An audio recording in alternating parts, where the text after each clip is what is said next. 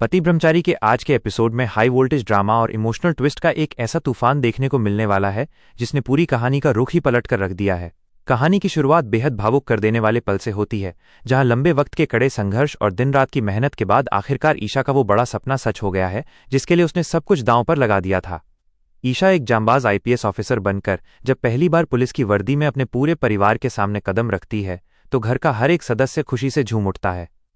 अपने सामने ईशा को इस रुतबे में देखकर घरवालों की आंखों से गर्व के आंसू छलक पड़ते हैं।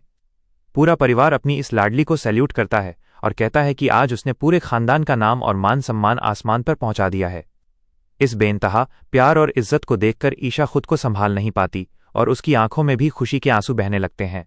दूसरी तरफ अपनी पत्नी ईशा को कामयाबी के इस ऊंचे मुकाम पर देखकर सूरज का सीना गर्व से चौड़ा हो जाता है।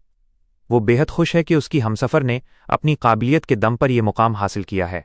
इस दौरान दोनों के बीच एक बेहद ही खूबसूरत और जज्बाती पल देखने को मिलता है जो यकीनन हर किसी का दिल छू लेगा। लेकिन खुशियों के इस माहौल में अचानक एक बहुत बड़ा और खौफनाक ट्विस्ट आता है जो सब कुछ तहस नहस करने के लिए काफ़ी है। दरअसल सूरज के पिता जिस जमीन पर स्कूल बनाने का एक नेक सपना देख रहे थे, उसी जमीन पर अचानक कुछ गुंडा तत्व जबरन कब्जा करने के इरादे से धावा बोल देते हैं। जब सूरज के पिताजी अपने हक के लिए उन दबंगों के सामने सीना तान कर खड़े होते हैं तो वहां का माहौल बेहद नाजुक और खतरनाक हो जाता है। वो गुंडे सूरज के पिता को गहरे संकट में डाल देते हैं। जैसे ही ये दिल दहला देने वाली खबर सूरज के कानों तक पहुंचती है, वो गुस्से और गहरी चिंता से भर जाता है। सूरज बिना एक पल गंवाए तुरंत सीधे उस जगह के लिए रवाना हो जाता है। जब वो मौके पर पहुंचता है तो अपने पिता को मुश्किल हालात में घिरा हुआ देखकर उसका खून खौल उठता है।